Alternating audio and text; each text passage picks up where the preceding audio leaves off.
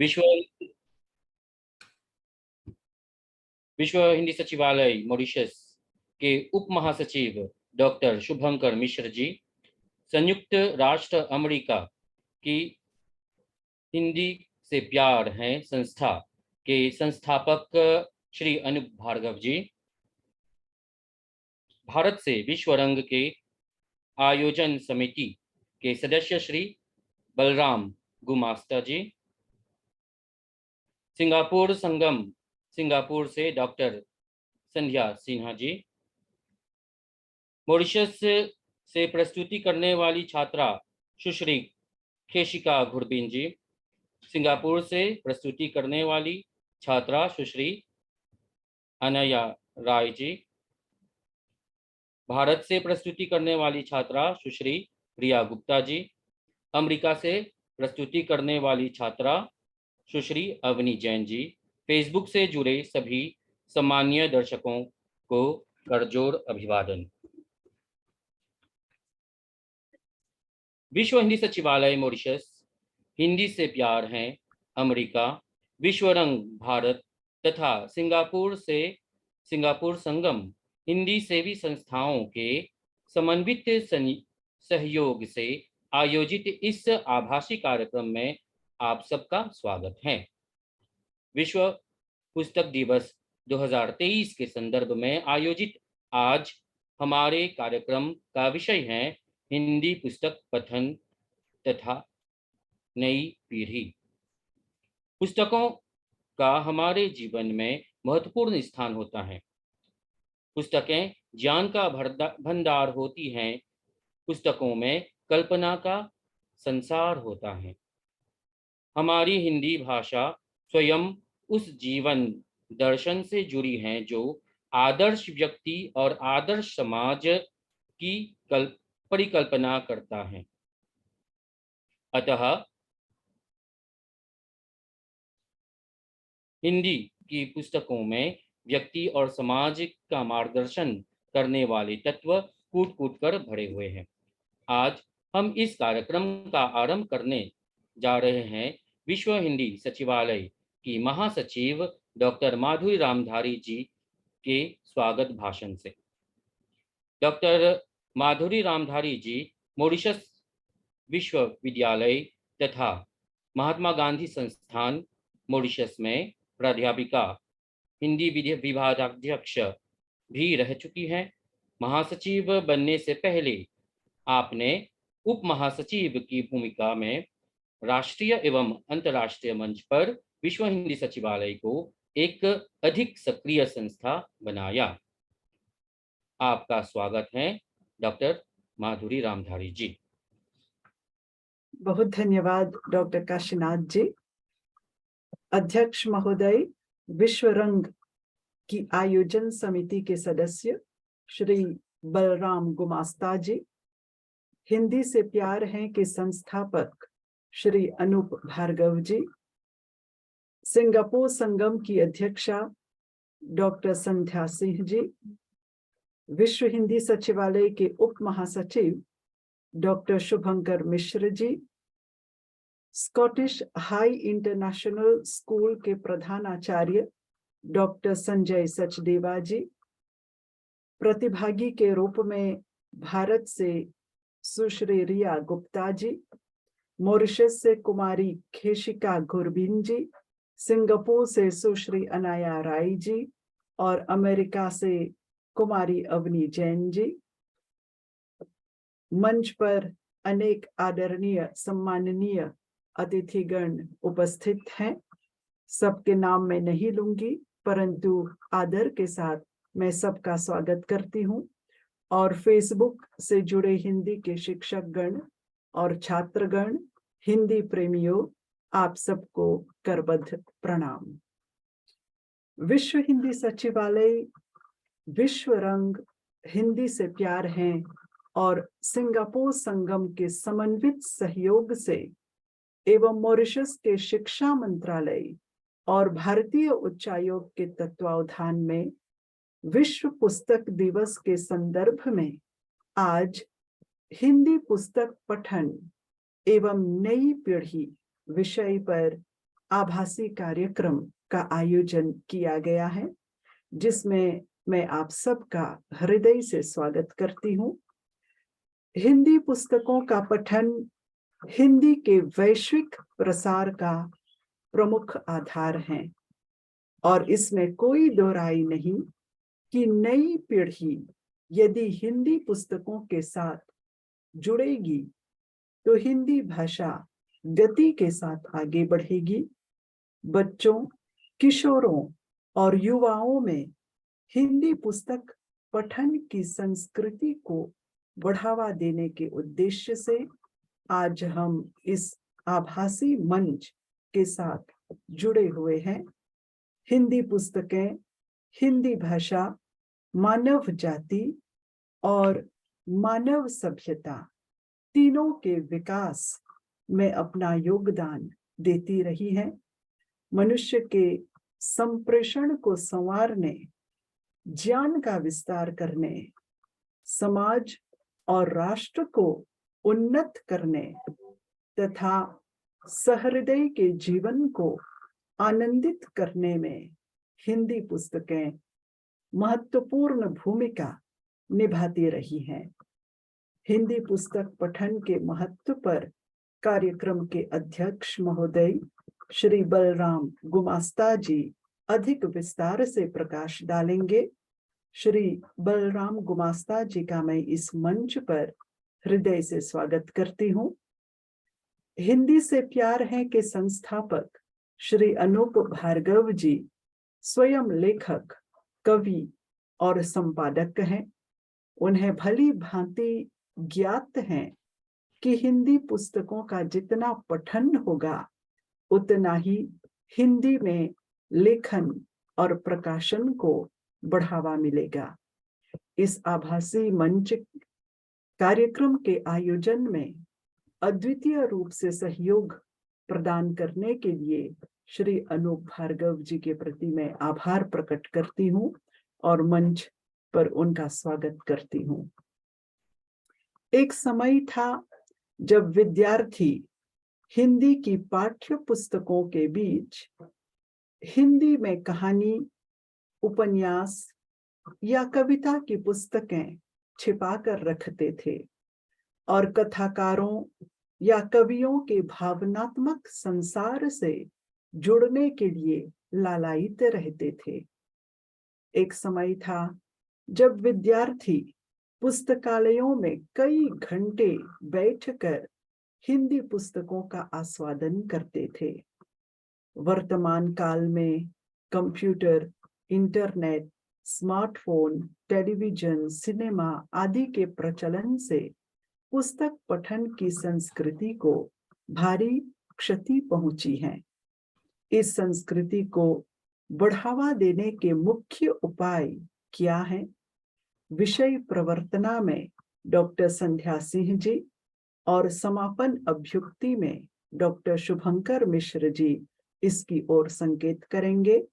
मैं कार्यक्रम में सिंगापुर संगम की अध्यक्षा डॉक्टर संध्या सिंह जी और विश्व हिंदी सचिवालय के उप महासचिव डॉक्टर शुभंकर मिश्र जी का स्वागत करती हूँ। भारत के स्कॉटिश हाई इंटरनेशनल स्कूल में 11वीं कक्षा की छात्रा सुश्री रिया गुप्ता, मॉरिशस के मोरिस क्यूरे कॉलेज के ग्रेड 12 की छात्रा कुमारी खेशिका घुरबिन, सिंगापुर की एनपीएस इंटरनेशनल स्कूल की 6ठी कक्षा की विद्यार्थिनी कुमारी अनाया राय और अमेरिका की हिंदी लैंग्वेज अकादमी की 9वीं कक्षा की छात्रा कुमारी अवनी जैन का मैं तहे दिल से स्वागत करती हूँ और आशा करती हूँ कि इन विद्यार्थिनियों की प्रस्तुति के माध्यम से हिंदी पुस्तकों के प्रति प्रेम और सम्मान का भाव बढ़ेगा।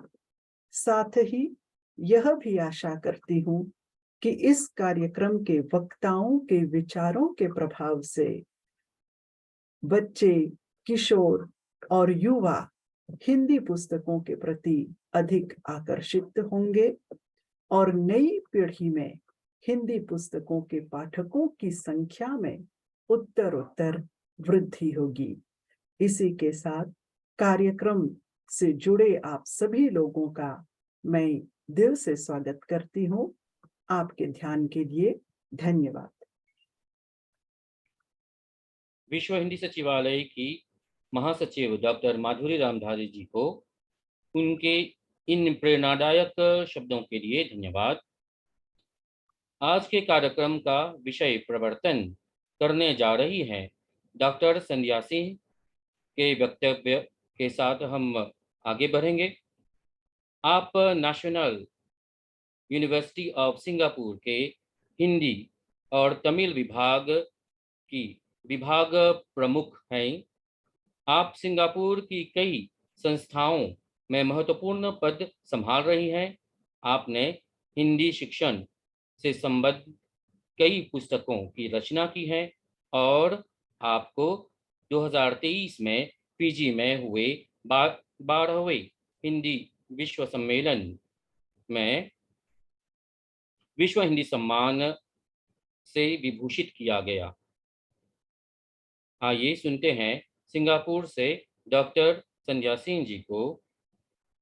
आपका स्वागत है डॉक्टर संध्या सिंह जी।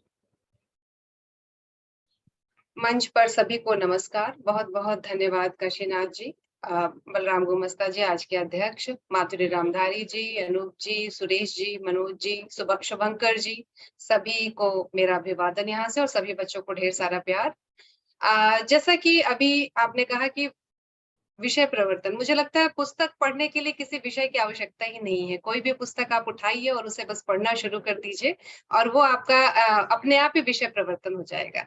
फिर भी कुछ पंक्तियां गुलजार साहब ने लिखी थी, जिसे अभी सुरेश जी ने भी चैट बॉक्स में डाला कि किताबें झांकती हैं बंद अलमारी के शीशों से, बड़ी हसरत से ताकती हैं, महीनों अब मुलाकातें नहीं होती, जो शामें इनकी सोहबतों में कटा करती थीं अब अक्सर गुजर जाती हैं कंप्यूटर के पर्दों पर। बिल्कुल आज का यही एक मैं कहूं कि अगर ये भी रहता तो ठीक था। कंप्यूटर के पर्दों पर तो हम हैं, लेकिन वहां हम पठन नहीं कर रहे हैं, हम काम कर रहे हैं। तो आज इस गोष्ठी के आयोजन का सबसे बड़ा जो उद्देश्य है और वो यही है कि पठन से जोड़ा जाए। विश्व पुस्तक दिवस जो 23 अप्रैल को मनाया जाता है और इस को मनाने के लिए पहला विश्व पुस्तक दिवस 1995 में मनाया गया था। उसी समय इसे मान्यता दी गई थी और हमने आज इसके लिए अक्षय तृतीया का दिन चुना, कल न करके इसे आज कर रहे हैं, क्योंकि अक्षय तृतीया, अगर जो भी हिंदू धर्म में विश्वास करते हैं उन्हें पता होगा कि इस दिन जो भी जिस भी कार्य का प्रारंभ होता है उसमें क्षय नहीं होता है, कमी नहीं होती है, बल्कि वो बढ़ता जाता है। इसीलिए बहुत सारे लोग सोना खरीदते हैं। तो हमारे लिए सोना क्या है? पुस्तकें। और हम चाहते हैं कि हमारी जो युवा पीढ़ी है, जो किशोर पीढ़ी है, वो पुस्तकें पढ़े, हिंदी पुस्तकें पढ़े, खासकर भाषाई कौशल को बढ़ाने के लिए, क्योंकि जो सॉफ्ट पावर है उसी का जमाना है। बाकी सारे ज्ञान तो सभी लोग ले रहे हैं, तो वो सॉफ्ट पावर को विकसित करने के लिए पुस्तकों का पढ़ना बहुत जरूरी है। और आज के इस जुड़े हुए मंच से जो युवा है उनसे मैं कहूंगी कि अपने मित्रों को और कुछ अगर आपके अप्रिय मित्र हो तो उनको भी पुस्तक पढ़ने से जोड़े, क्योंकि जो हिंदी भाषा से जुड़ा है अगर वो पुस्तक पढ़ने से जुड़ेगा तो उसकी न सिर्फ भाषा विकसित होगी, बल्कि एक जो सांस्कृतिक सामाजिक हमारी विरासत है, साहित्यिक विरासत है, वो आगे जाएगी। इतना बड़ा जो खजाना है हमारे साहित्य का, हमारी भाषा का, वो आगे जाएगा और वो सहेजा जाएगा। वरना कितनी सारी भाषाएं लुप्त होती जा रही हैं, इसका अंदाजा हमें है। और फिर इतना लिखा जा रहा है, इतने कवि इसी मंच पर उपस्थित हैं और पद्य लिखने वाले, अगर कोई पढ़ेगा ही नहीं तो बताइए हम सब लोगों का क्या होगा। इसलिए पुस्तकें आप पढ़िए। और फिर मैं ये कहना चाहूंगी कि आज की गोष्ठी की खासियत ये है कि किशोर वर्ग, युवा वर्ग को, जिनको हम सिंगापुर संगम वाले हिंदी के वाहक कहते हैं, क्योंकि हिंदी तो यही आगे ले जाएंगे। हमारी पीढ़ी तो सीख कर आई है, इन्हें ही सीख कर आगे बढ़ाना है, तो इनको जोड़ा जा रहा है, क्योंकि भाषाई कौशल को समृद्ध करने के लिए पठन जो है वो एक प्रमुख कारक है। और इस भागती दौड़ती दुनिया में किसी भी चीज के लिए समय निकालना मुश्किल है, बिल्कुल मुश्किल है, लेकिन थोड़ा ठहर कर पुस्तक पढ़ना, उसे आत्मसात करना बहुत आवश्यक है, क्योंकि पुस्तकों से नाता, याद रखिए, जीवन से नाता है। वो किसी भी पहलू को, हमारे जीवन के किसी भी पहलू को निखारने के लिए कारगर हो जाते हैं। और पुस्तकें ही हैं जो जीवन के विविध रंगों से ओतप्रोत होती हैं, क्योंकि उसमें कहीं कहानी है, कहीं फिक्शन है, कहीं नॉन फिक्शन है, बहुत सारी चीजें हैं। तो उनको जब आप पढ़ते हैं तो कौन सी बात किस रूप में कब हमारे सामने आए, हमारे जीवन के किस पहलू को निखारे, ये हम नहीं जानते। इसलिए पुस्तकें पढ़ना, हिंदी भाषा की पुस्तकें पढ़ना आवश्यक हो जाता है। हमारी जो शब्दावली है, हमारा जो अभी बहुत सारी बातें माधुरी जी ने बताई कि किस प्रकार से पुस्तक पढ़ने से हमें लाभ मिलता है।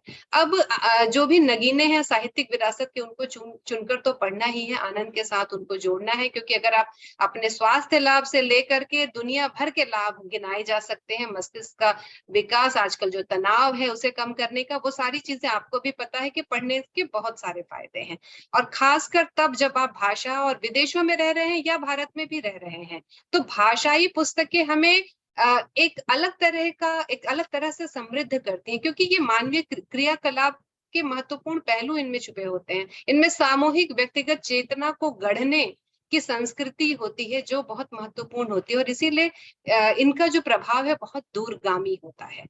बहुत सारी चीजें इनके साथ ही, और यही कहूंगी कि आप हर दिन पढ़ते हैं, अगर नहीं पढ़ते हैं तो पढ़ना शुरू कर दीजिए, क्योंकि जैसे कि आपको पता है कि वॉल्ट डिज्नी, जिन्होंने इतनी सारी फिल्में बनाई और चीजें, एनिमेटर और बहुत सारे काम उनके द्वारा, कि उन्होंने भी ये कहा था कि अगर जो पुस्तकें हैं वो खजाना, किसी भी द्वीप पर मिले हुए जो खजाना होता है उससे, उसकी तुलना में बड़ा होता है। इसी तरह जॉर्ज आर मार्टिन ने भी कहा था कि पाठक जो है वो मरने से पहले 1000 जीवन जीता है, लेकिन जो आदमी कभी नहीं पढ़ता है वो सिर्फ एक बार उसका जीवन होता है, क्योंकि उसने कुछ समझा ही नहीं, जाना ही नहीं।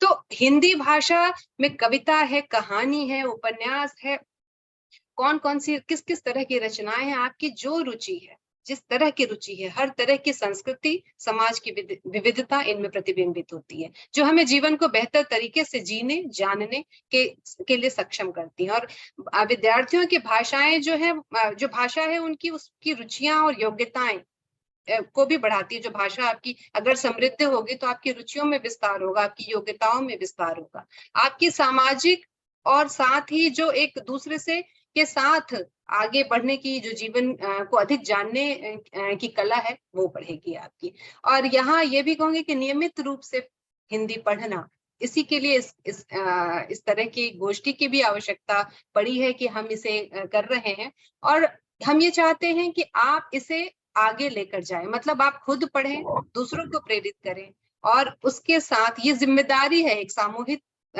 जिम्मेदारी है इस ज्ञानात्मक परिवेश को आगे बढ़ाने के लिए, क्योंकि एक क्रमिक विकास है जिसे, इसमें समय लगेगा, लेकिन इसे आगे बढ़ाना है, तभी हम इसे आगे लेकर जा सकते हैं। बहुत सारे प्रभाव, मुझे लगता है आगे अभी बहुत सारी बातें आएंगी, तो मैं अपनी वाणी को यही विराम देती हूँ, और फिर से मैं सुरेश जी की, चूंकि उन्होंने उसमें डाली है, तो मैं वही 2 पंक्तियां सफदर हाशमी जी की कह के खत्म करना चाहती हूँ, अपनी वाणी को विराम देती हूँ कि किताबें कुछ कहना चाहती हैं, तुम्हारे पास रहना चाहती। धन्यवाद।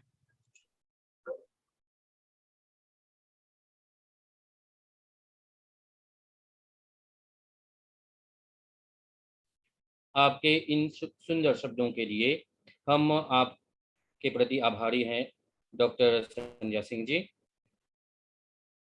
जैसे अपने उद्घाटन भाषण में डॉक्टर माधुरी जी ने और अपने विषय प्रवर्तन में डॉक्टर संध्या सिंह जी ने कहा, इस बात को मैं थोड़ा सा इस बात जोड़ना चाहता हूँ कि इसमें कोई दो राय नहीं।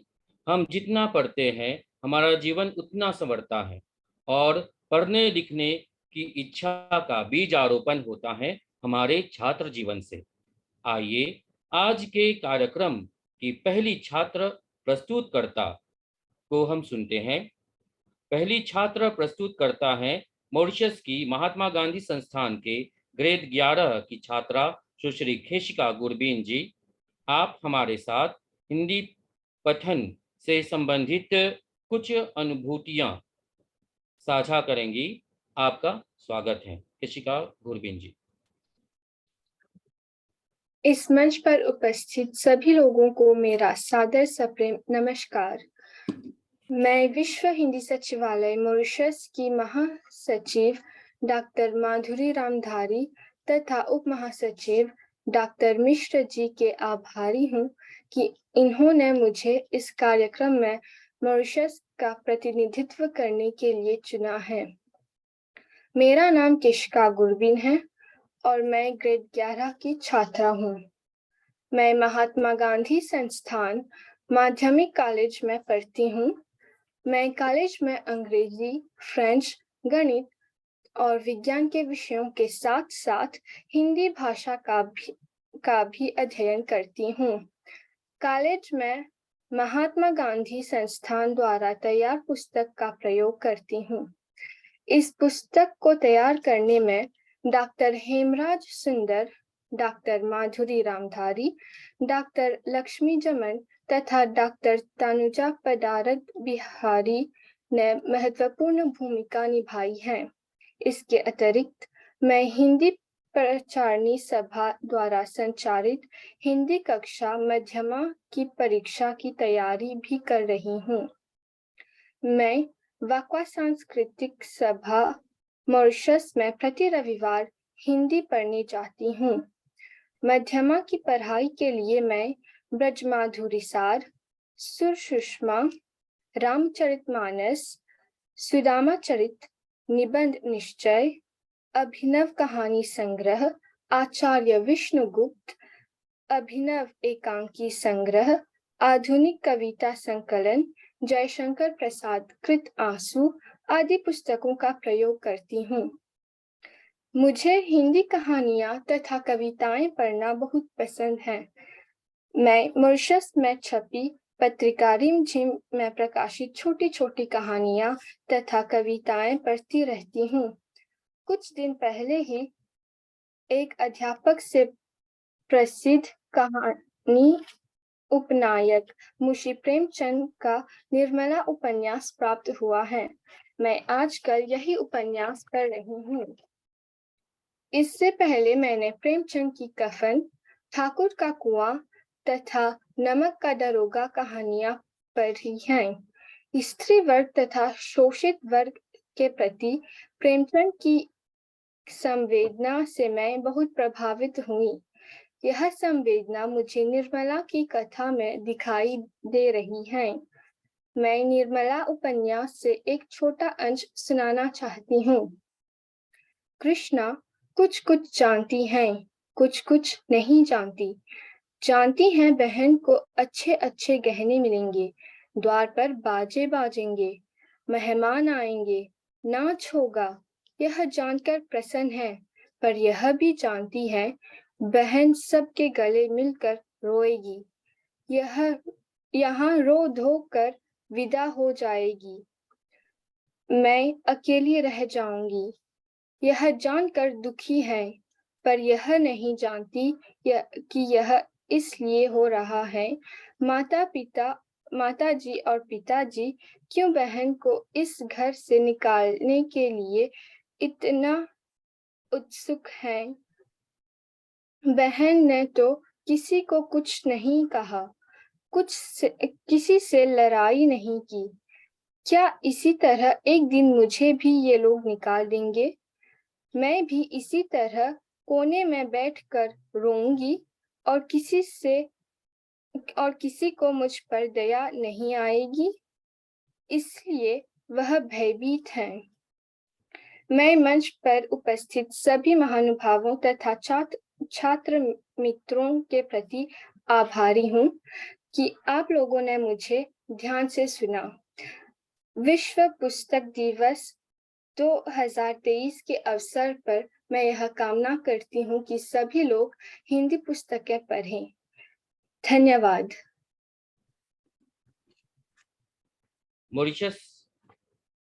मॉरिशस से इस कार्यक्रम में भाग लेने वाली छात्रा सुश्री किशिका गुरबीन जी को धन्यवाद।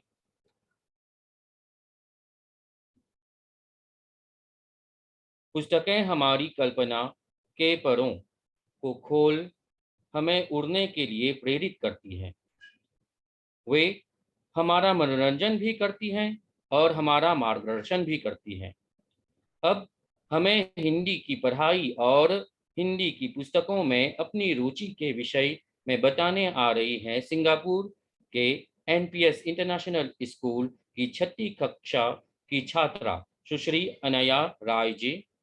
आप हमें बताएंगे कि आप स्कूल में हिंदी की कौन-कौन सी पुस्तकों का प्रयोग करती हैं और आपकी प्रिय पुस्तक कौन सी है। सुश्री अनया राय जी, आपका स्वागत है। नमस्कार, मेरा नाम अनाया राय है और मैं एनपीएस विद्यालय सिंगापुर की 6ठी कक्षा में पढ़ती हूँ। हिंदी, मिश्री सी हिंदी, यह भाषा पहली बार शायद मैंने अपनी माँ की कोख में सुनी होगी। जहाँ आजकल नर्सरी राइम्स और जन्मे बच्चों को सुनाना प्रचलित है, वहाँ मेरी माँ ने मुझे अपनी कोख में हिंदी की लोरियां सुनाई।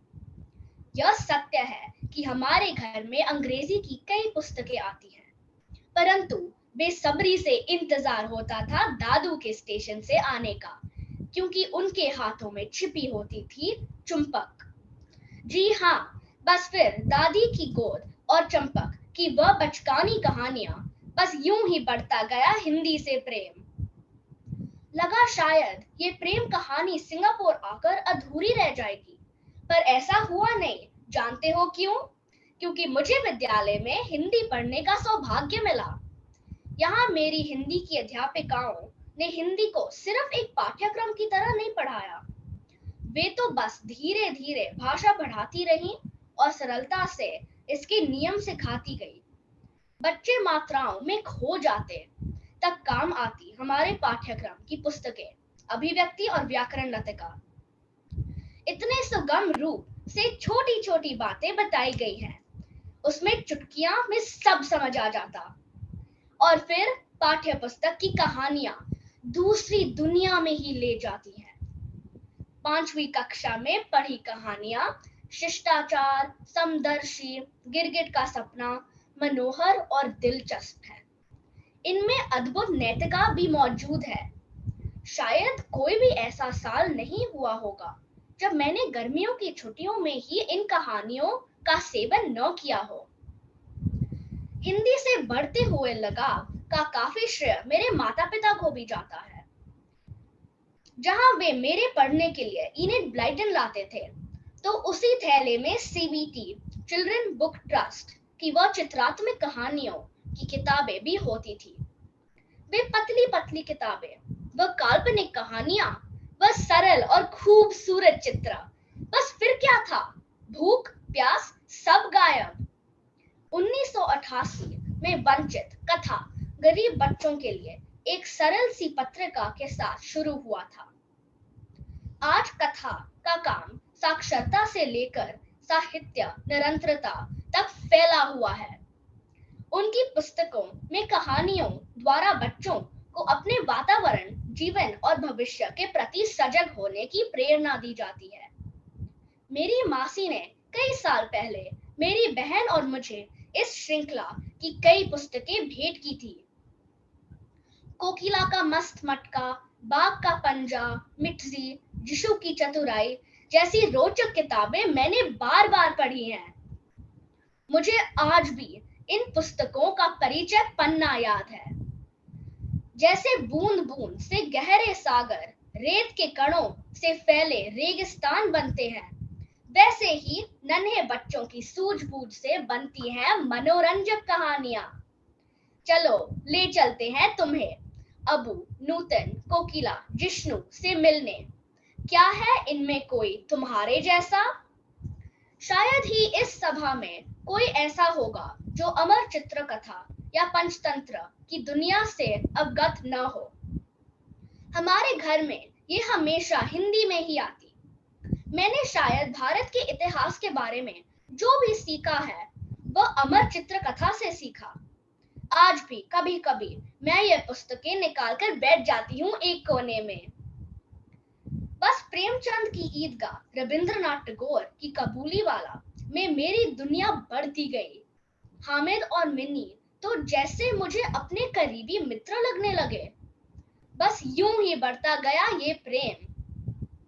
सौदी सुगंध जैसी हिंदी भाषा, आओ दे इसे सम्मान। हिंदी ही है मेरी अभिमान, दोस्तों हिंदी ही है मेरी पहचान। अपने यह भाषण को मैं अपनी पसंदीदा किताब मुंशी प्रेमचंद जी की ईदगाह के एक अनुच्छेद से समाप्त करूंगी। मैंने इसे कई बार पढ़ा होगा और हर बार मेरा गला भर आता है। अमीना उसकी आवाज सुनते ही दौड़ी और उसे गोद में उठाकर प्यार करने लगी। सहसा इसके हाथ में चिमटा देखकर वे चौंकी। यह चिमटा कैसा? मैंने मोल लिया है। कितने पैसे में? 3 पैसे दिए। अमीना ने छाती पीट ली। यह कैसा बेसमझ लड़का है, कुछ खाया न पिया, लाया क्या चिमटा। हामिद ने कहा, तुम्हारी उंगलियां तवे से जल जाती थी, इसलिए मैंने इसे लिया। बुढ़िया का क्रोध तुरंत स्नेह में बदल गया। बच्चे में कितना त्याग है। दूसरे बच्चों को देखकर इसका मन कितना ललचाया होगा। और अब एक विचित्र बात हुई। अमीना रोने लगी। बच्चा हामिद बूढ़ा हामिद बन गया। बुढ़िया अमीना बालिका अमीना बन गई। हामिद इसका रहस्य क्या समझता? धन्यवाद। सिंगापुर के एनपीएस इंटरनेशनल स्कूल की 6ठी कक्षा की छात्रा सुश्री अनया राय जी को हमारे साथ अपने अनुभव बांटने के लिए और इस बहुत मनोरम चटपटी प्रस्तुति के लिए बहुत बहुत धन्यवाद। हिंदी विश्व की सबसे तेजी से विकसित होने वाली भाषा है। हिंदी का प्रौद्योगिकी के साथ कदम से कदम मिलाकर चलने से नए नए सिटीजों का निर्माण हो रहा है, किंतु पढ़ाई में तकनीकी उपकरणों के प्रयोग के साथ साथ पुस्तकों की उपयोगिता को नजरअंदाज नहीं किया जा सकता। हमें अपनी हिंदी की पुस्तकों के बारे में बताने आ रही है Scottish high international school, Gurgaon, Haryana, Bharat से सुश्री रिया गुप्ता जी। आप 11वीं कक्षा की छात्रा हैं। आपका स्वागत है सुश्री रिया गुप्ता जी।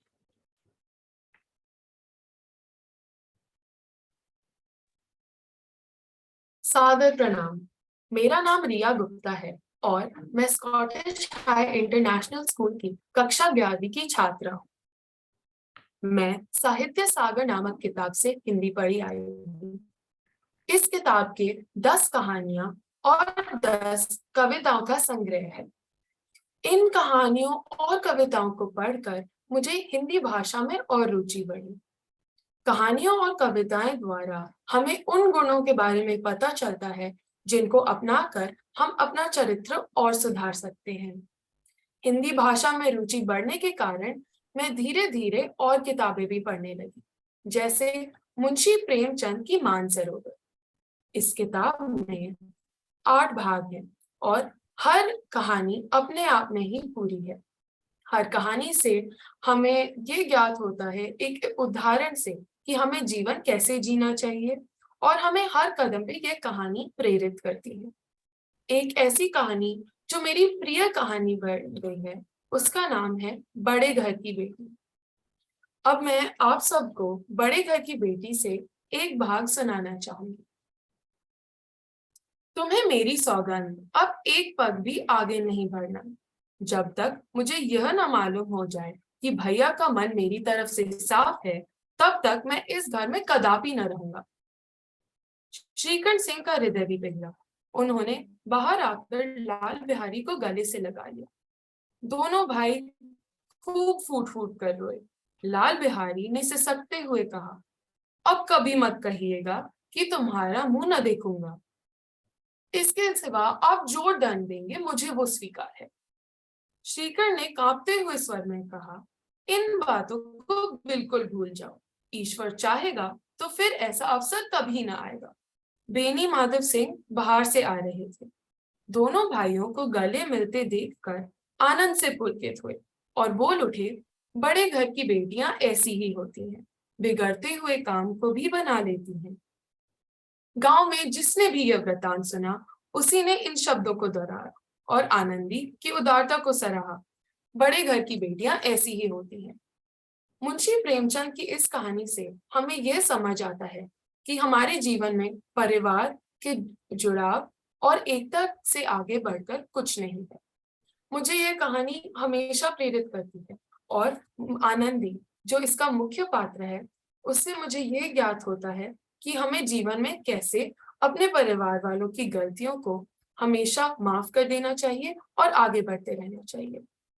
इस कहानी में लाल बिहारी सिंह अपनी भाभी आनंदी का अपमान करता है और आनंदी क्रोधित होकर अपने पति को पूरी कहानी सुनाती है। अपने पति और अपने देवर के बीच लड़ाई देख वह डर जाती है और उन्हें ग्लानि होती है। वह समझ जाती है कि अब उनके अहंकार और घमंड के आगे उनको परिवार के जुड़ाव को रखना पड़ेगा। इसलिए अंत में वह लाल बिहारी को माफ कर देती है और श्रीकंठ और लाल बिहारी की लड़ाई समाप्त हो जाती है। इसलिए आनंदी को बड़े घर की बेटी द्वारा कहा जाता है और हमें समझ आता है कि हमें भी यह गुण अपनानी चाहिए। मैं आशा करती हूँ कि इस कहानी के उदाहरण से आपको भी समझ आया होगा कि हिंदी की कहानियां पढ़कर हमें कितना ज्ञान मिलता है और हमें जीवन में कितनी सीख आगे बढ़ने की मिलती है। धन्यवाद। Scottish high international school Gurgaon Haryana Bharat से सुश्री रिया गुप्ता जी को हम सभी उनके अनुभवों के लिए तथा उनके इस सुंदर प्रस्तुति के लिए बहुत बहुत धन्यवाद।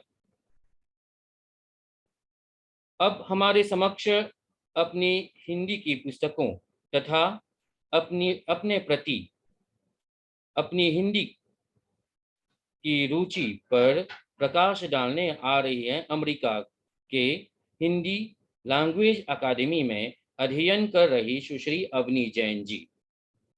आपका स्वागत है सुश्री अवनी जैन जी। आप सभी को मेरा सादर नमस्कार। मंच पर अपनी बात करने के लिए आपकी आभारी हूँ। मेरा नाम अवनी जैन है और मैं अमेरिका के न्यू जर्सी राज्य में रहती हूँ। मैं 9वीं कक्षा में पढ़ती हूँ। आज मैं आपके साथ मेरी हिंदी पढ़ने के सफर को बताना चाहती हूँ। मेरा बचपन भारत में बीता और मैं वहीं पली बड़ी हूँ। मैं अपने आसपास हिंदी लिखना और पढ़ने का माहौल पाया, पर जब मैं अमेरिका आई तो यहाँ माहौल ना होने के कारण हिंदी लिखना और पढ़ना भूलने लगी। तब मुझे एहसास हुआ कि अगर मैं एक भारतीय हूँ तो मुझे हिंदी अपनी मातृभाषा तो आनी ही चाहिए। मैं हिंदी से इसलिए भी जुड़ी जाना चाहती हूँ क्योंकि हिंदी भारत के जगह जगह हिस्सों में बोली जाती है और मुझे अपने घर परिवार से जोड़े रखने में भी मदद करती है। मुझे नाचना अच्छा लगता है और गाना गाना भी अच्छा लगता है और उन सभी चीज़ों के लिए हिंदी सीखना बहुत ज़रूरी है। और सबसे ज़रूरी पढ़ना। मुझे पढ़ना बहुत पसंद है।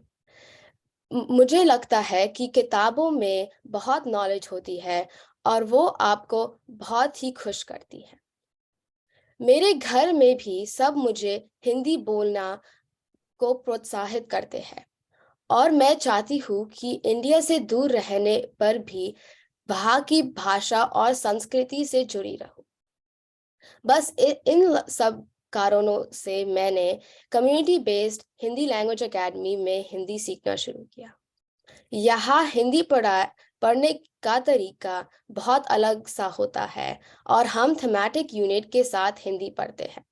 हमारे टीचर्स बहुत इंडिविजुअल और हमारे ज़रूरत को ध्यान में रख के वाला लेसन प्लान करते हैं और उनसे हमें पढ़ाते हैं।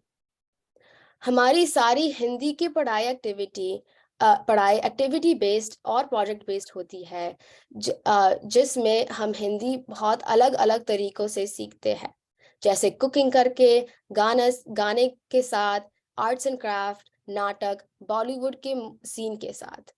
ऐसे बहुत अलग और इनोवेटिव तरीके से हिंदी पढ़ते हैं। इसलिए मुझे यहाँ की हिंदी सीखना अच्छा लगता है। अब मैं मेरे प्रिय कवि और हमारे भारत के पूर्व प्रधानमंत्री अटल बिहारी वाजपेयी की एक कविता सुनाऊंगी जो मुझे बहुत पसंद है और बहुत इंस्पायरिंग लगती है। आओ फिर से दिया जलाए, आओ फिर से दिया जलाए, भरी दोपहरी में अंधियारा, सूरज पर छाए से हारा, अंतरताम के कने निचोड़े, बुझी हुई बाती सुलगाए। आओ फिर से दिया जलाए, आओ फिर से दिया जलाए, हम पड़ाव को समझे मंजिल, लक्ष्य हुआ आंखों से ओझल, वर्तमान के मोह जाल में आने वाला कल ना भुलाए। आओ फिर से दिया जलाए, आओ फिर से दिया जलाए, आओ फिर से दिया जलाए। धन्यवाद। अमेरिका के हिंदी लैंग्वेज अकादमी की सुश्री अवनी जैन जी को बहुत बहुत धन्यवाद। कहा जाता है कि a book is man's best friend, अर्थात पुस्तक मनुष्य का सबसे प्रिय मित्र होता है। वह दूसरों के अनुभवों को हमारे सामने रखकर हमें परिपक्व बनाती है। फिर भी हमें जिस प्रकार दोस्तों का चयन करते समय सावधान रहना पड़ता है, उसी प्रकार पुस्तकें चुनते समय भी सावधान रहना पड़ता है। पठन पाठन में पुस्तकों की विशेषता तथा जीवन में पुस्तकों की उपयोगिता पर प्रकाश डालते हुए अध्यक्ष भाषण देंगे विश्व रंग आयोजन समिति के सदस्य श्री बलराम गुमास्ता जी।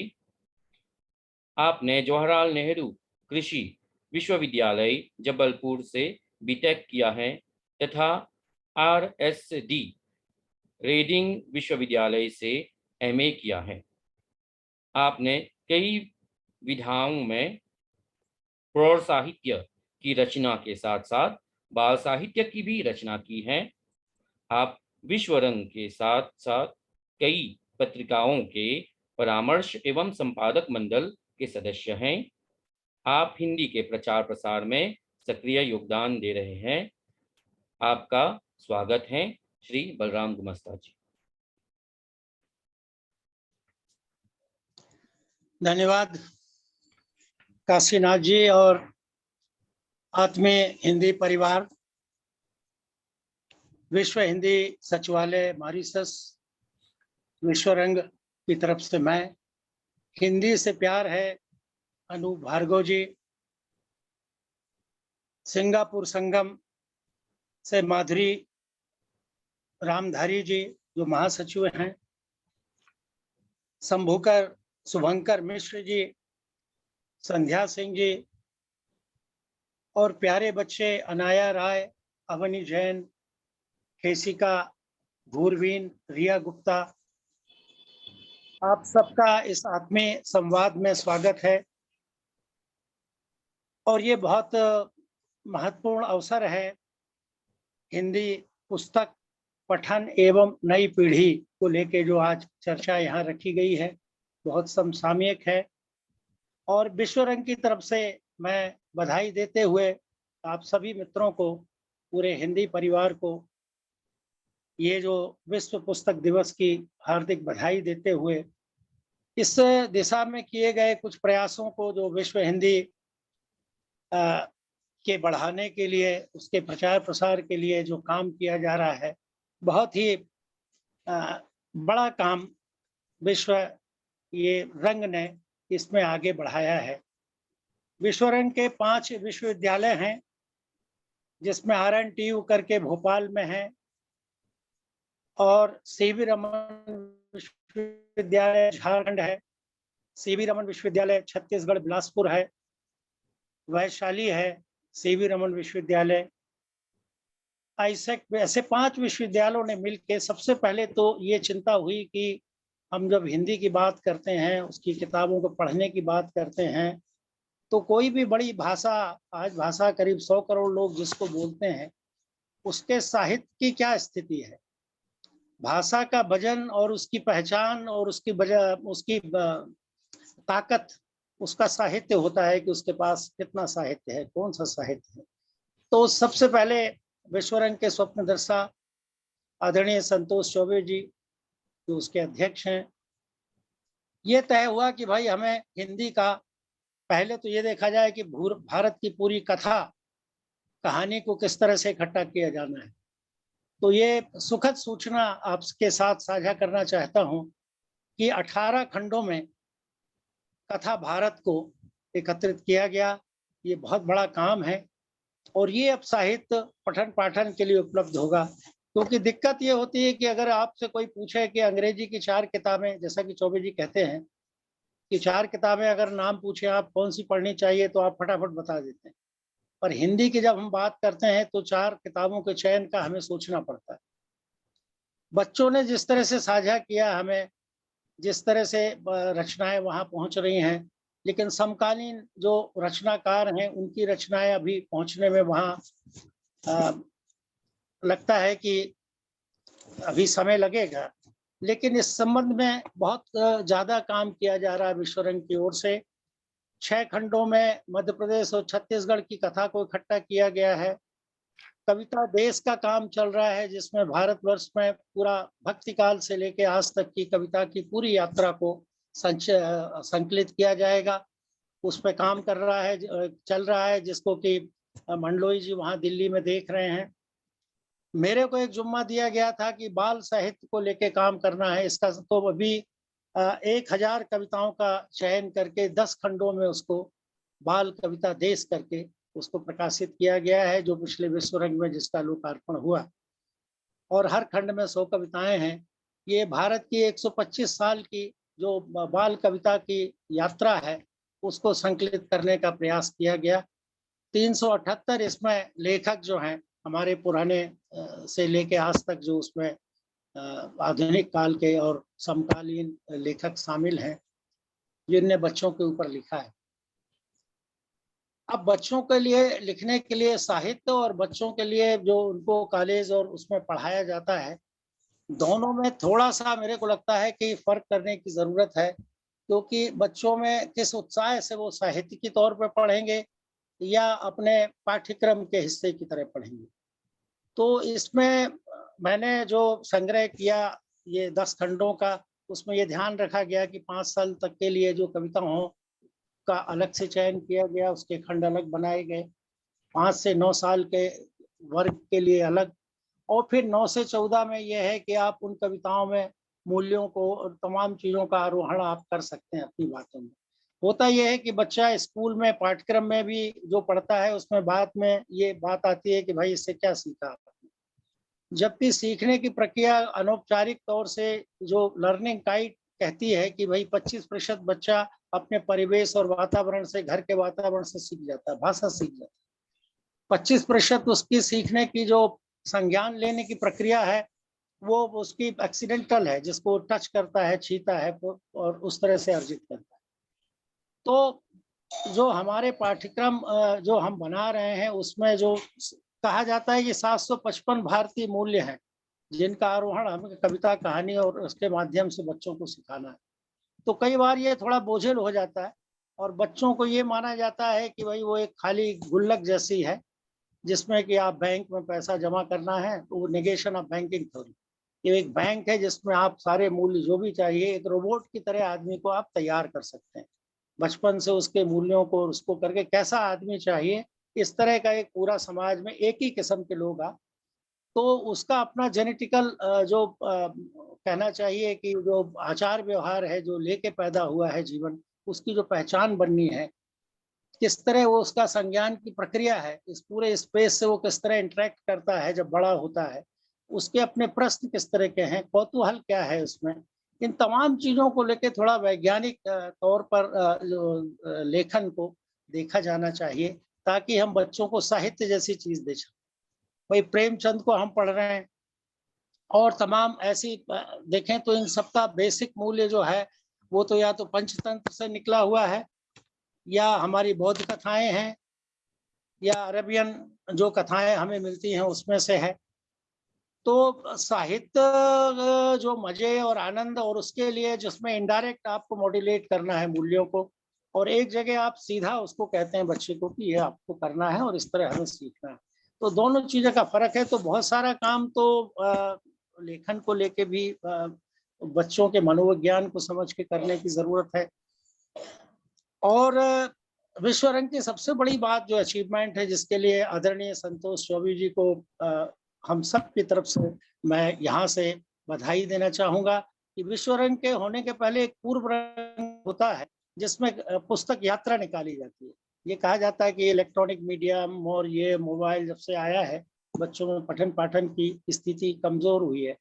ये बात सच भी है, लेकिन जब चौबे जी ने इस बात का प्रारूप रखा कि हम पुस्तक यात्राएं निकालेंगे, तो 11 रूट्स फाइनल किए गए इस बार 2022 में, और 11 रूट्स में 4 राज्य कवर किए गए, बिहार, झारखंड, मध्य प्रदेश, इस तरह से लिए गए। उनके 5 विश्वविद्यालयों से 11 गाड़ियां, ट्रक तैयार किए गए। उनमें संयोजक उसके बैठे जो लेखक भी थे। बड़े ट्रकों में पुस्तकें रखी गई, ऐसी छोटी छोटी पुस्तकें जिनमें सचित्र कविताएं थीं, कहानियां थीं, इनको बच्चों तक पहुंचाने का। और ये जो यात्राएं हैं ये 500 जगह गई, 500 बड़े छोटे कस्बों, शहरों, बड़े शहरों, राजधानियों में गई, और इनका जगह जगह ऐसा हार्दिक स्वागत हुआ कि वो चीज़ हम सबके लिए आश्वस्त करती है कि पठन, उन्हें किताबें उपलब्ध नहीं हो रही हैं, मिल नहीं रही हैं वहाँ। सस्ती किताबें और अच्छी किताबें जब बच्चों तक पहुंची तो उनका उत्साह देखने लायक। करीब 1 लाख बच्चों ने इसमें पार्टिसिपेट किया। कहाँ उनने झंडे बंधनवार लगाए, डांस किए, नाटक खेले, पुस्तकें खरीदी। तो ये बहुत सुंदर अनुभव था।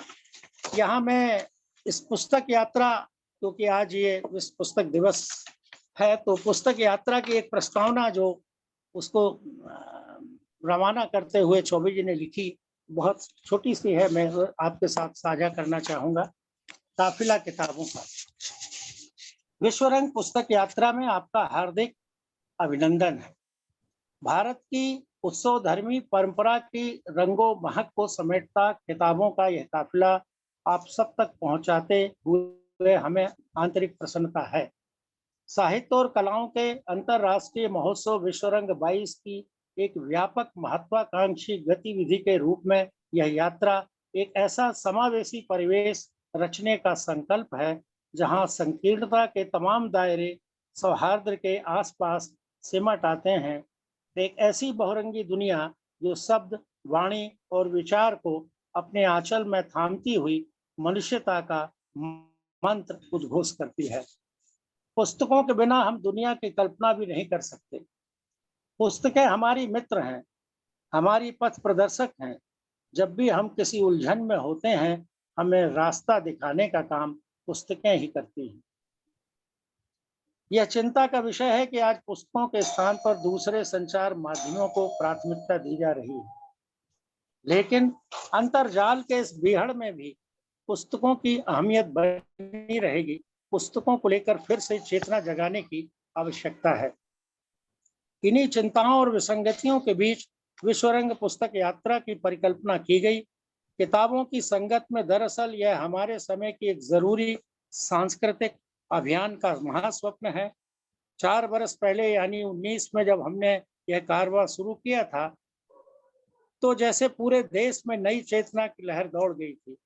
महानगरों से लेकर मझोले शहरों, सुदूर गांव, कस्बों तक किताबों की अगवानी में बंधनवार सज उठे।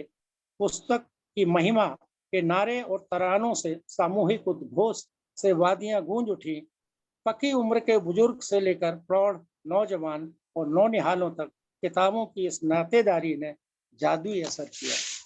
तो ये अनुभव रहा पुस्तक यात्रा का, और ये हर विश्व रंग के पहले जो पूर्व रंग होता है उसमें इस तरह से पुस्तक यात्रा पहुंचाई जाती है।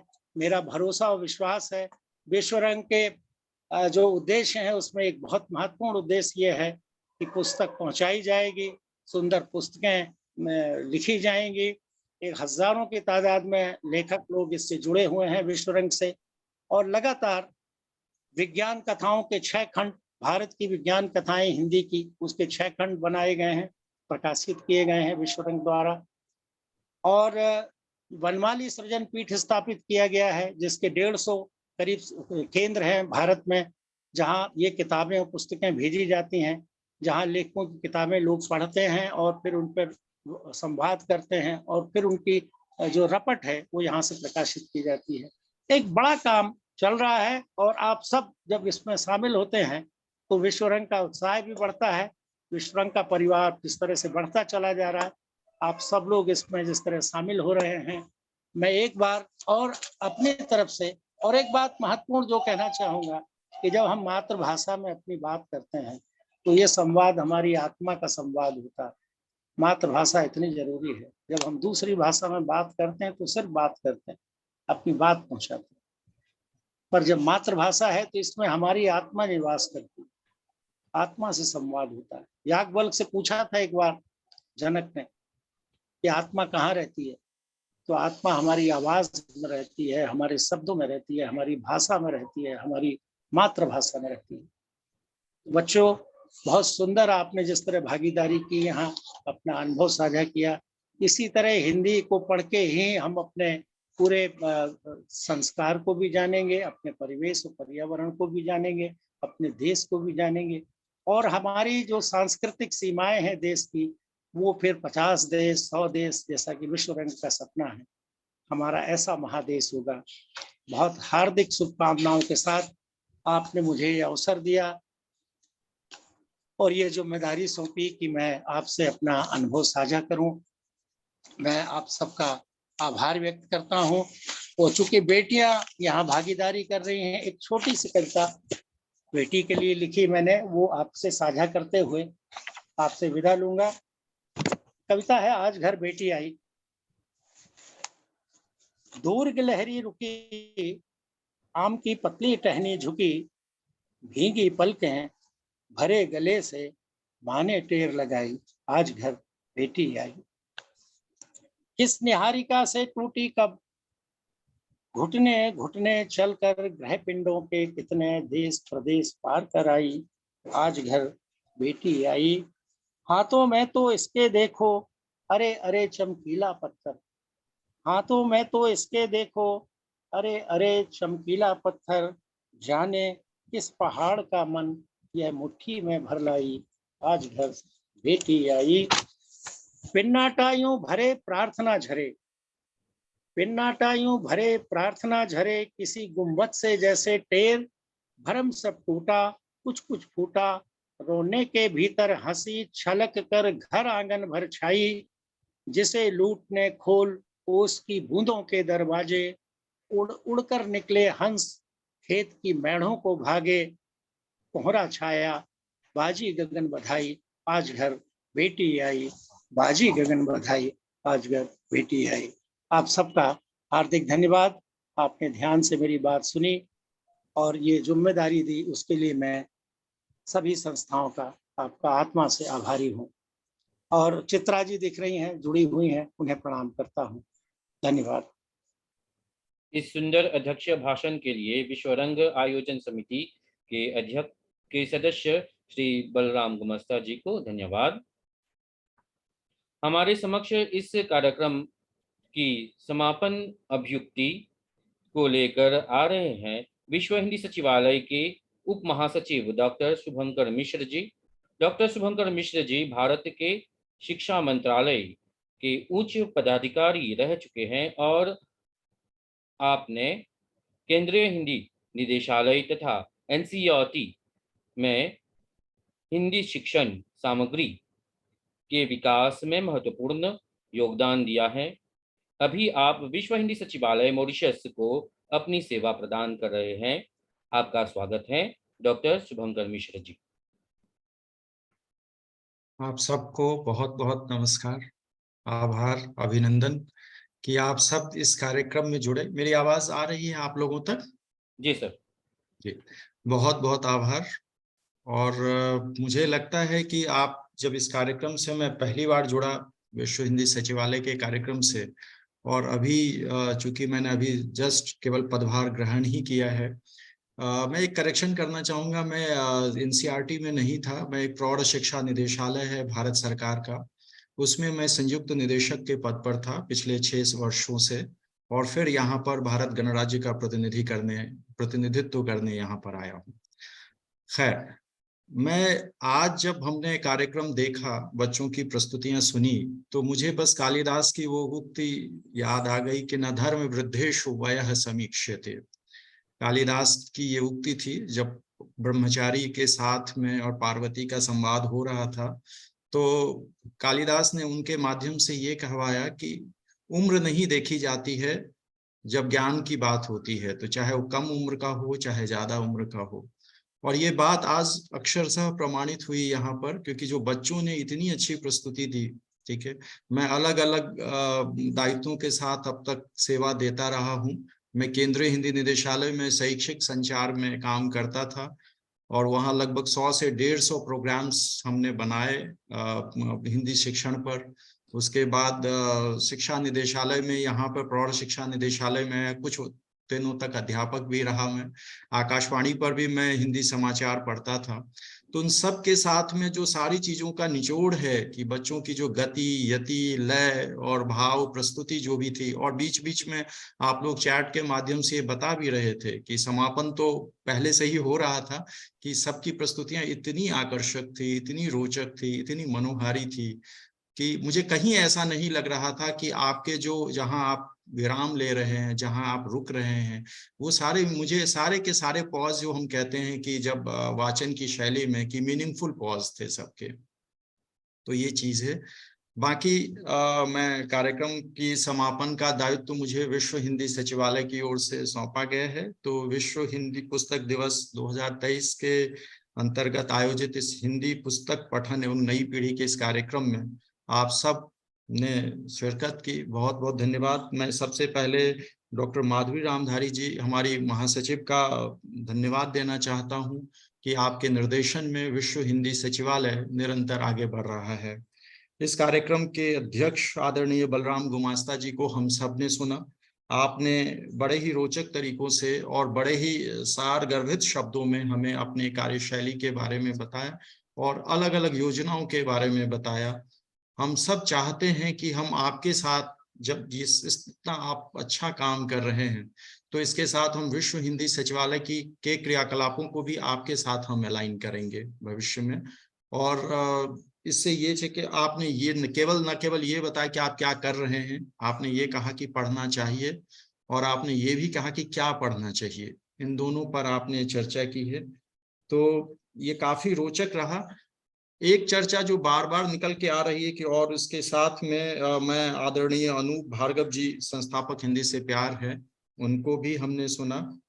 हमने डॉक्टर संध्या सिंह जी को सबसे पहले सुना, अध्यक्ष सिंगापुर संगम जी को, और डॉक्टर सोमनाथ काशीनाथ जी हमारे सुयोग्य अधिकारी हैं विश्व हिंदी सचिवालय के, हमने सब उनको भी सुना।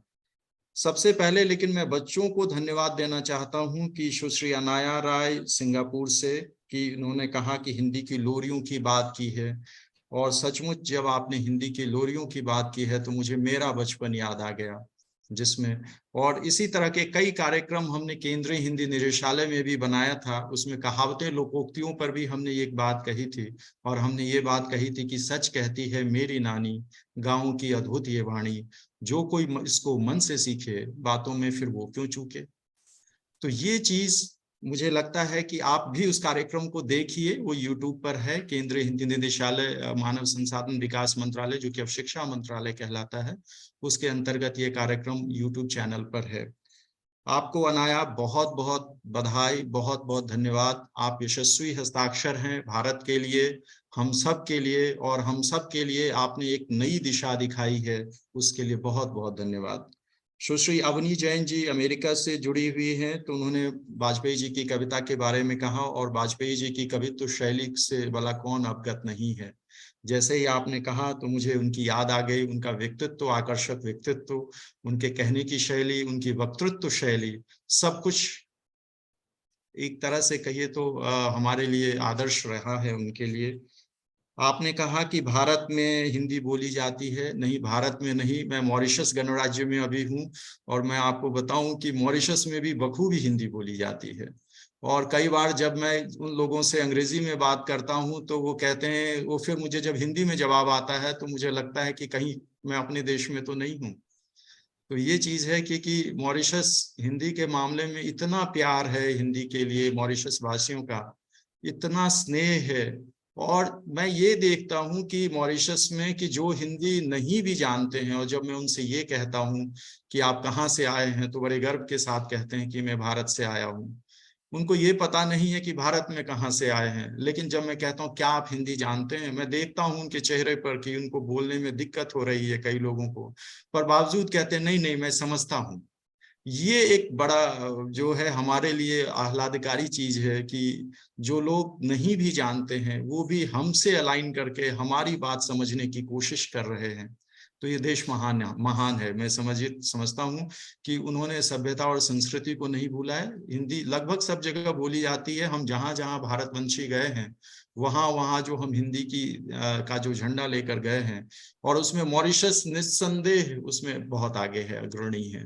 तो मॉरिशस वासियों का तो हमें, खैर भारतवासियों को बहुत शुक्रगुजार होना चाहिए कि मॉरिशस में हिंदी का एक जो फलक है वो विस्तृत है, विशाल है, और हम सब इसके लिए मॉरिशस वासियों के प्रति धन्यवाद ज्ञापित करना चाहते हैं। इसके बाद सुश्री केशिका गुरबीन जी, आपने मॉरिशस से थी, आपने प्रेमचंद को पढ़ा, आपने प्रेमचंद को गुना, आपने प्रेमचंद को समझा। ये वाकई बहुत ही काबिले तारीफ है। आपने जिस तरह से प्रेमचंद की चीज के इस अंश को उठाया वो निस्संदेह बड़ा मार्मिक प्रसंग था। वो निर्मला की बात की है आपने, और उन सब चीजों के बारे में तो बहुत अच्छा लगा। और आपके में कहीं भी मुझे ऐसा नहीं लग रहा था कि वो कोई भारतवंशी नहीं पढ़ रहा हो। आप भी भारतवंशी हैं, मुझे पता है, लेकिन आप वर्षों पहले यहाँ आ गए, और अब बहुत सारी चीजें होती हैं कि जिसमें कि मातृभाषा का प्रभाव होता है, मदर टंग इन्फ्लुएंस होता है उनमें। तो लेकिन बावजूद इसके आपकी भाषा से कहीं भी ये परिलक्षित नहीं हो रहा था कि कहीं कोई दूसरा प्रभाव आपकी भाषा पर दिख रहा हो। आप धारा प्रवाह हिंदी में पढ़ रही थी, वाचन कर रही थी। ये वाकई निस्संदेह काबिले तारीफ है। आपको बहुत बहुत बधाई। रिया गुप्ता जी भारत से हैं। आपने साहित्य सागर और बड़े घर की बेटी की बात की। ये सारी चीजें ऐसी है रिया जी की जब हम बचपन में ये सारी चीजें पढ़ा करते थे, जब मैं 10th और 12th में हुआ करता था, और उन दिनों मैं भी गांव के ग्रामीण संस्कृति से, ग्राम्य संस्कृति से संबंध रखता हूँ। दूर दराज के गाँव से, बिहार के कोने में मिथिलांचल एक जगह है, वहां से हूँ मैं, ठीक है। और 12वीं करके जब मैं दिल्ली आया तो मैं ऐसा लगा कि मैं कहीं खो सा गया हूँ इस महानगर में। लेकिन धीरे धीरे करते हुए, और लेकिन वो मूल्य इतना, संस्कार हमारे ऊपर था, वो हिंदी का, सभ्यता और संस्कृति का इतना गहरा संस्कार था कि जिसके वजह से हम खो नहीं पाए और हमने अपना जो चाहा वो किया, ठीक है। आपने साहित्य सागर और बड़े घर की बेटी के माध्यम से जो प्रस्तुत किया वो बहुत मार्मिक है, और वो आज भी साहित्य के जो विमर्श करने वाले लोग हैं उनको ये आज भी बड़ा मर्मस्पर्शी लगता है। और निस्संदेह आपका ये जो चयन था, पाठ्य का जो चयन था, वो बहुत ही अच्छा था। मैं आपसे ये बात कहना चाहता हूँ कि हम सिर्फ पढ़ने की बात करना अभी चाहता हूँ मैं, कि पढ़ना क्यों जरूरी है। पढ़ने के लिए आपने देखा होगा कि चूंकि मैं शिक्षा मंत्रालय से हूँ और भारत में अभी राष्ट्रीय शिक्षा नीति 2020 का आगाज हुआ है। हम सब इसके लिए कई सालों से हम तत्पर थे कि इसको कैसे हम करें। कोविड का समय आया तो हमारे लिए एक बड़ा विमर्श का विषय था, चिंता का विषय था, सरोकार का विषय था, क्योंकि उस समय मैं भी शिक्षा मंत्रालय में ही जुड़ा हुआ था। तो हमारे लिए एक तो ये था कॉन्टिन्यूटी ऑफ एजुकेशन, कि शिक्षा को शुरू कैसे रखा जाए कोविड के टाइम में। ये था। जब कोविड के हुआ तो उस समय हम कई शिक्षक पर्व करते रहे भारत सरकार की तरफ से, जिसका कि मैं आयोजक हुआ करता था। उसमें हम ये कहते थे कि कैसे डिजिटल इंटरवेंशंस के साथ में, टेक्नोलॉजी असिस्टेड और टेक्नोलॉजी मीडिएटेड टेक्नोलॉजी के साथ में हम कैसे शिक्षा व्यवस्था को जारी रखें। उसके साथ जब हो गया तो सस्टेनेबिलिटी की बात आई, और उसके बाद अब हम क्वालिटी की भी बात कर रहे हैं। तो क्वालिटी, सस्टेनेबिलिटी, कॉन्टिन्यूटी, ये सारे हमारे लिए बड़े सरोकार के विषय थे। तो मैं समझता हूं कि टेक्नोलॉजी आने से ये जो आपदा में अवसर की बात रही है हमारे लिए, और भारत के लिए तो खासकर, कि हमने एक नया, एक शिक्षा के क्षेत्र में एक नया फलक, एक नया द्वार ही खुल गया है। नई शिक्षा नीति में भी हमने टेक्नोलॉजी असिस्टेड और लेवरेजिंग टेक्नोलॉजी की बात की है, कि कैसे टेक्नोलॉजी के माध्यम से हम शिक्षा को जन जन तक रीच एंड एक्सेस की बात कैसे बढ़ाई जाए, कैसे हम उस आदमी के, अंतिम आदमी की पंक्ति, जो समाज की पंक्ति में बैठा है, हम उस तक पहुंचे। बहुत सारी चीजें हैं। और याद रखिएगा कि संस्कृत में एक और कहावत है कि पठतः न मूर्खत्वम, मतलब चाणक्य नीति का है एक अंश है ये, कि यदि कोई जो पढ़ता है वो कहीं मूर्ख शायद ही कहीं देखा गया हो ये। और जब हम ये शिक्षा नीति की बात करते हैं तो हम लोगों ने इस वर्ष ये देखा था, इस दस्तावेज में हमने इस बात की चर्चा की थी कि 21st सेंचुरी के लिए हम कैसे रीडिंग को इनहेंस करें, क्योंकि पीछे भी बात हुई थी और अभी भी चल रहा है कि एक शब्द था हमारे लिए जो कीवर्ड्स है और बड़ा सरोकार का विषय रहा है कि फाउंडेशनल लिटरेसी एंड न्यूमेरेसी का, बुनियादी साक्षरता को हम कैसे प्राप्त करें। क्योंकि सबसे बड़ी दिक्कत आ रही थी कि जो क्वांटिटी ऑफ एजुकेशन तो ठीक है, लेकिन जब हम क्वालिटी ऑफ एजुकेशन की बात कर रहे थे तो बच्चे जिस कक्षा में पढ़ते हैं बावजूद उस कक्षा के लिए निर्धारित जो योग्यता होती है बच्चे कहीं ना कहीं उसमें पिछड़ रहे थे।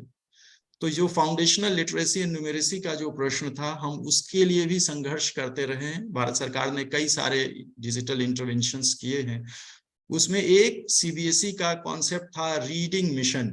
आप सब ने सुना होगा कि कैसे भारतीय सभ्यता संस्कृति शिक्षा की व्यवस्था में हम रीडिंग मिशन को कैसे प्रमोट करें। 2025 तक हमने ये टारगेट रखा था सीबीएसई ने, central board of secondary education ने, कि कैसे हम वहां तक पहुंचे, कैसे बच्चों में पढ़ने की संस्कृति का विकास करें और कैसे, क्योंकि इसलिए नहीं कि सिर्फ पढ़ना ही नहीं होता है, क्योंकि पढ़ने के साथ में हमने एक और टारगेट रखा था कि 21st सेंचुरी के स्किल्स को डेवलप करना है, क्योंकि ये सारे लोग 21st सेंचुरी के स्किल्स में जा रहे हैं और जो शिक्षा व्यवस्था हम दे रहे हैं उनको, जो हम उनको परोस रहे हैं, उसके लिए उनकी एम्प्लॉयबिलिटी का भी सवाल उठता है। क्योंकि ऐसा ना हो कि देश कहीं और जा रहा हो, दुनिया कहीं और जा रही हो और उसके साथ में हम पुरानी शिक्षा के साथ आ रहे हैं। हमने साथ में वैदिक ज्ञान, सभ्यता और संस्कृति की बात की है, सबका एक एमलगमेशन करके हम आगे बढ़ रहे हैं। मुझे लगता है कि ये कार्यक्रम इस समय में बड़ा ही सामयिक महत्व का है, प्रसंग का है, क्योंकि आज इस कार्यक्रम के माध्यम से जिस तरह से हमने बच्चों में देखा कि बच्चे जिस तरह से पढ़ रहे हैं, बच्चे इसको समझ रहे हैं, क्योंकि ये 3 तरह के हमारे यहाँ पे 3 सी को इंट्रोड्यूस करता है जब हम पढ़ने की बात करते हैं, that is critical thinking, communication skill and creativity. ये पढ़ना 3 चीजों के बारे में कहता है। जब हम किसी के साहित्य को पढ़ते हैं तो सिर्फ पढ़ते ही नहीं है, जब मैं पढ़ता हूं तो मुझे ये लगता है कि उनका स्टाइल ऑब्जर्वेशन की शैली क्या है, वो समाज को किस नजरिए से देखते हैं, समाज को किस खिड़की से देखते हैं, हमारे लिए ये मैटर करता है। जब भी आप कहीं करते, जब आप बड़े घर की बेटी की बात कर रहे थे या प्रेमचंद की किसी और चीज के बारे में बात कर रहे थे, तो उसमें संपूर्ण एक ऐसा नहीं है कि सिर्फ हमने पढ़ लिया और उसके अविधात्मक अर्थ के साथ ही हम उसके साथ जुड़े रहते हैं। ये हमें सोचने की, समझने की और जो है एक डाइवर्जेंट स्किल्स की बात करते हैं हम, कन्वर्जेंट स्किल, डाइवर्जेंट स्किल, आप जो भी कहिए, ये सारे के सारे द्वार हमारे लिए कल्पनाशीलता का द्वार खोलती है। तो मुझे ये लगता है कि पढ़ना सिर्फ पढ़ना नहीं है, पढ़ने के साथ साथ में जब हम 21वीं सदी में जा रहे हैं, 21वीं सदी में जा नहीं रहे, हम 21वीं सदी में हैं बल्कि, और 21वीं सदी में आगे के लिए जब हम नौकरी के लिए जाएंगे तो कैसे हम क्रिटिकल लाइफ स्किल्स को डेवलप करें, और उसमें पढ़ने का जो महत्व है उससे कोई भी नजरअंदाज नहीं कर सकता, उसका कभी भी अंडरमाइन, और चाहे लाख, मैं समझता हूं कि हमें ये नहीं सोचना चाहिए कि पढ़ने का दायरा सीमित हो गया है, नहीं। टेक्नोलॉजी के आने से हमारे लिए एक और है कि कैसे मैं इस टेक्नोलॉजी मीडिएटेड सिस्टम के साथ आगे बढ़ूं और समाज के अंतिम जन तक पहुंचूं, क्योंकि एक माउस के क्लिक से यदि हमें गांव के दूर दराज, आपने जैसे गुमास्ता सर ने ये कहा था कि हम गांव-गांव जा रहे हैं, बिहार जा रहे हैं, झारखंड जा रहे हैं और वहां पर लोगों तक पहुंच रहे हैं, मोबाइल वैन्स के थ्रू जा रहे हैं। मैं मानता हूं कि जो कन्वेंशनल सिस्टम ऑफ रीडिंग है हम उसको रिप्लेस नहीं कर पाएंगे, लेकिन कुछ जगह ऐसी भी चीजें हैं, कई जगह ऐसी भी परिस्थितियां बनती है कि वो सब लोग अपने ईज के साथ, अपने पेस ऑफ लर्निंग के साथ, जो एक आईपीएल है उसके साथ, हम इंडियन जो सिस्टम लर्निंग का होता है, पेस सबका अलग अलग होता है, तो यदि हम उनके साथ डिजिटली हम यदि जुड़ सकें तो ये बहुत बड़ा हमारे लिए होगा। कुछ एक पाठ्यक्रम भी हैं और कुछ एक प्लेटफॉर्म्स भी हैं। जब सीबीएसई ने रीडिंग मिशन की बात की थी तो एक स्टोरी वीवर एक चैनल वो है, वेबसाइट है जिसने रीड इंडिया मिशन को आगे बढ़ाया था। जो प्रथम बुक्स की कुछ किताबें हैं उसमें आप देखेंगे कि हर कोई व्यक्ति, मैं आप चाहता हूं कि जो भी इसमें माध्यम से जुड़ रहे हैं वो सब लोग उसके साथ जुड़ें और उसमें 2200 भाषाओं में, भारत की जितनी भी भाषाएं हैं उनमें आपको सद्य अनुवाद करने की वो आपको एक अवसर देता है। मैंने अभी अभी मेरी धर्मपत्नी ने 2 किताबों के अनुवाद किए हैं, उसमें एक मौलिक लेखन किया है और एक उसमें क्या स्टोरी वीवर्स में जो प्रथम बुक से छपी है उनकी, और इमीडिएट पब्लिश भी हो रही है चीजें वो। दिक्कत और उसके साथ सबसे बड़ी बात क्या है कि आपको इंस्टेंट फीडबैक मिलेगा उसमें कि कितने लोगों ने आपकी इस चीज को पढ़ा। उसके साथ आपको एक प्लेज लेना होता है कि ये काम करके आप कितने लोगों तक पहुंचना चाहते हैं। तो ये सारे प्रश्न जो है हमारे साथ अभी, लेकिन दिक्कत क्या है हमारे साथ में भी कि हम टेक्नोलॉजी में अभी भी छितराए हुए हैं। हमें ये पता नहीं चलता, हम हिंदी के लिए काम तो कर रहे हैं लेकिन इतनी सारी चीज हैं, इतनी सारी चीजें परोसी जा रही हैं, हमें ये समझ नहीं रहा कि कौन सही है, कौन कैसे, किसका उपयोग कैसे हमें करना है। ये एक बड़ी चुनौती है। और मैं समझता हूं कि जो विश्व हिंदी सचिवालय के माध्यम से हम लोग और माधुरी मैम हम दोनों मिल करके कुछ इस तरह का करना चाहते हैं कि एक ऐसा सिस्टम बने जहां वैश्विक धरातल पर यदि कोई विश्व हिंदी सचिवालय के वेबसाइट पे जाए या कोई एक क्लाउड सर्विस ऐसा बने कि वहां पे जाए और एक क्लिक में देखे और उनको बहुत सारी चीजें पढ़ने को मिल जाए, ठीक है, और वो सारी चीजें मिली जो हम उनके लिए छांट कर उन तक पहुंचाएं, ताकि उनको सीखने के लिए जो शिक्षण अधिगम की जो प्रक्रिया है वो एक सार्थक दिशा तक पहुंच सके।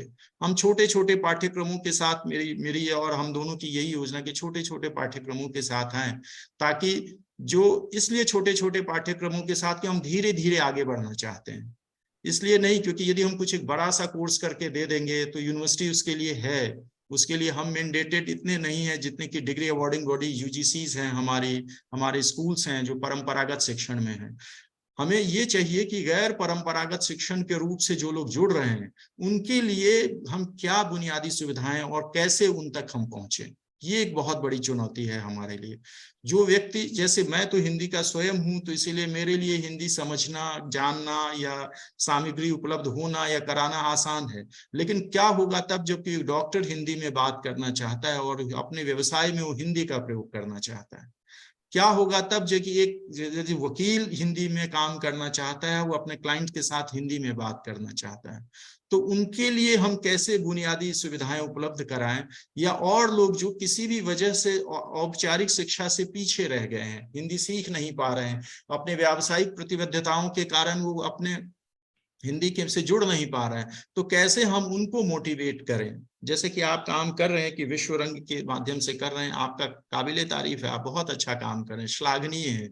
लेकिन इसके साथ साथ आप हमारे साथ भी जुड़िए कि हम कैसे इसके साथ अलाइन करें। हम चाहते हैं कि हम एक, चूंकि हम वसुधैव कुटुंबकम की बात करते हैं, हम चाहते हैं कि हिंदी की तरफ से एक ऐसा प्लेटफॉर्म हम बनाए कि एक ऐसा मंच तैयार हो, जो हम दोनों का स्वप्न है, मेरा और माधुरी मैम का ये स्वप्न है कि हम एक ऐसा मंच बनाएं विश्व हिंदी सचिवालय की तरफ से, आप सब लोगों से मिलकर। मैं क्या बनाऊंगा, आपका सहयोग होगा उसमें, और हम सब मिलकर कुछ एक ऐसी चीज करें, क्योंकि जो जिम्मेदारी मुझे मिली है भारत सरकार की तरफ से या ईश्वर की तरफ से जो जिम्मेदारी मिली है, मैं चाहता हूं कि वो हम पूरा कर सकें, और उसमें आप सब लोगों का सहयोग हमें चाहिए होगा। बहुत अच्छा लगा। और ये समापन नहीं है, ये तो चरैवेति है, ये समापन नहीं मैं कह रहा हूँ, ये तो आगाज है एक नए परिवर्तन की ओर कि हम आगे बढ़ेंगे। और निश्चित रूप से आप सब लोगों को देख करके मुझे ये लगा कि हिंदी का भविष्य निस्संदेह हम उस जो हम चाहते हैं, जो हमारा अभीप्सित है, जो इच्छित है, हमारी जो महत्वाकांक्षा है हिंदी को लेकर के, निस्संदेह हम उस अपने लक्ष्य तक को जरूर हासिल करेंगे। उस पंक्ति के साथ में कि कौन कहता है कि आसमां में सुराख नहीं हो सकता, कौन कहता है कि आसमां में सुराख नहीं हो सकता, एक पत्थर तो तबीयत से उछालो यारो, एक पत्थर तो तबीयत से उछालो यारो। आप सबका जो इस कार्यक्रम से जुड़े, खास करके मैं देख रहा हूं कि काफी लोग जुड़े हैं, हम 23 व्यक्ति हैं। डॉक्टर संजय सचदेव जी हैं, आदरणीय जवाहर कर्नावट जी हैं, आदरणीय मधु खन्ना जी हैं, आदरणीय परमादरणीय राकेश मल्होत्रा जी हैं, रेणु चमन जी हैं, रिया गुप्ता जी सलोनी जी हैं, संध्या सैलावत जी हैं, संजय सिंह राठौर जी हैं, डॉक्टर रश्मि वार्ष्णेय जी हैं, बलराम गुमास्ता जी हैं। उन सब का आप लोगों ने जिस शिद्दत के साथ जो सरोकार यहाँ दिखा रहे हैं, मैं समझता हूँ कि हम सब यहाँ एक प्रतिज्ञा करें कि हम निश्चित रूप से एक मिशनरी भाव से यहाँ काम करने आए हैं, और बिना किसी लाग लपेट के, बिना किसी चीज के, ठीक है, क्योंकि हम सब जब जुड़े हैं तो हमारा कोई इंटरेस्ट नहीं है इसके लिए, हमारा सिर्फ एक इंटरेस्ट है, हमारा कोई अपना कोई स्वार्थ नहीं, हमारा बस एक स्वार्थ है कि विश्व गुरु हो राष्ट्र पुनः। हम एक बार फिर से चाहते हैं कि हिंदी के माध्यम से, हम चाहते हैं कि अपनी सभ्यता और संस्कृति के माध्यम से, और जो विश्व हिंदी सचिवालय की स्थापना जब यहाँ हुई है तो मुझे लगता है कि एक बहुत सही निर्णय रहा है, क्योंकि हम दोनों देशों की जो भागीदारी होगी वो निस्संदेह हिंदी साहित्य के लिए, हिंदी भाषा के विकास के लिए एक सशक्त मार्ग है बनाने के में हम कामयाब होंगे। आप सबका बहुत बहुत धन्यवाद। और आप सब से मैं पहली बार मिल रहा हूँ, आप शायद मुझे नहीं जानते होंगे, इससे पहले मेरा नाम तक नहीं सुना होगा आप लोगों ने। थोड़ा बहुत लिखता रहा हूँ, नेशनल बुक ट्रस्ट साहित्य अकादमी के लिए थोड़ा बहुत काम करता रहा हूँ। बस मैं भाग्यशाली हूँ कि जब मैं आप लोगों को सुना तो मुझे लगा कि नहीं, हम जरूर अपना लक्ष्य और अपना मकाम एक दिन जरूर हासिल करेंगे। बहुत बहुत धन्यवाद। और काशीनाथ जी, आप ओवर टू यू सर। बहुत बहुत धन्यवाद। विश्व हिंदी सचिवालय के उप महासचिव डॉक्टर शुभंकर मिश्र जी को इन प्रेरणादायक शब्दों के लिए कोटिशः धन्यवाद। अब हम इस आभासी कार्यक्रम के अंत में पहुंच चुके हैं। सभी संस्थाओं के अधिकारियों तथा छात्र प्रतिभागियों को धन्यवाद देने के लिए मैं हिंदी से प्यार के संस्थापक श्री अनूप भार्गव जी को आमंत्रित करता हूं। आप विदेशी भूमि में हिंदी की जड़ों को मजबूत करने हेतु तन मन धन से समर्पित हिंदी सेवी हैं। आपका स्वागत है श्री अनूप भार्गव जी। धन्यवाद काशीनाथ जी। और मुझे यहाँ धन्यवाद के लिए बुलाया गया है, लेकिन मेरे पास सिर्फ शुभांकर शर्मा जी को धन्यवाद देने के लिए बचते हैं, क्योंकि जिन्हें मैं धन्यवाद देना चाहता था उन्हें बहुत ही खूबसूरती से, बहुत सारगर्भिता से उन्होंने पहले ही धन्यवाद दे दिया है। तो शुभांकर जी बहुत बहुत धन्यवाद। और क्योंकि मुझे 2 मिनट का समय दिया गया है तो मैं अपनी बात वहीं से शुरू करना चाहता हूं जहां पर शुभांकर जी ने खत्म की थी। और मुझे अपने प्रिय कवि डॉक्टर कुंवर बेचैन जी की ये 4 पंक्तियां याद आ रही हैं। तो कुंवर बेचैन जी कहते हैं कि पूरी धरा भी साथ दे तो और बात है, पर तू जरा भी साथ दे तो और बात है। चलने को एक पांव से भी चल रहे हैं लोग, पर दूसरा भी साथ दे तो और बात है। तो आज ये जो बात हम कर रहे हैं वो उसी दूसरे पांव को साथ लेने की कर रहे हैं। आज का ये जो आयोजन हमने किया, सबसे पहले तो मैं माधुरी रामधारी जी का और शुभांकर जी का स्वागत करना चाहता हूँ विश्व हिंदी सचिवालय में। और मेरी इच्छा है, मेरी कामना है कि एक नया इतिहास हम लोग लिखने जा रहे हैं, और उसमें वो तभी संभव होगा जब हम सब एक साथ मिलकर काम करें।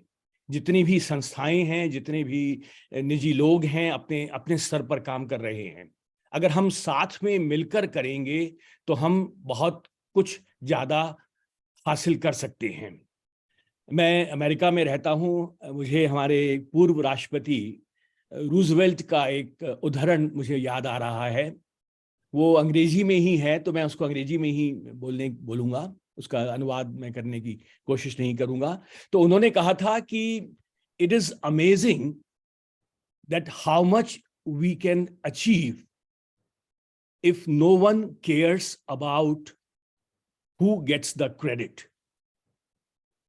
तो मेरे ख्याल में अगर हम इस बात को ध्यान में रखें कि उसका श्रेय किसको मिलता है, अगर हम 2 मिनट के लिए उसको भूल जाएं और आपस में काम करें तो हम बहुत कुछ हासिल कर सकते हैं।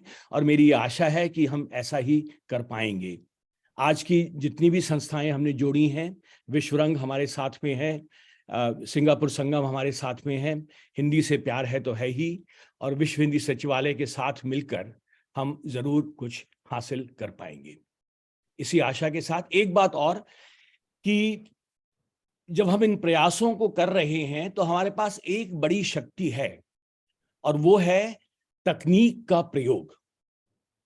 विश्व बहुत छोटा हो जाता है अगर हम तकनीक का सही तरह से प्रयोग करें।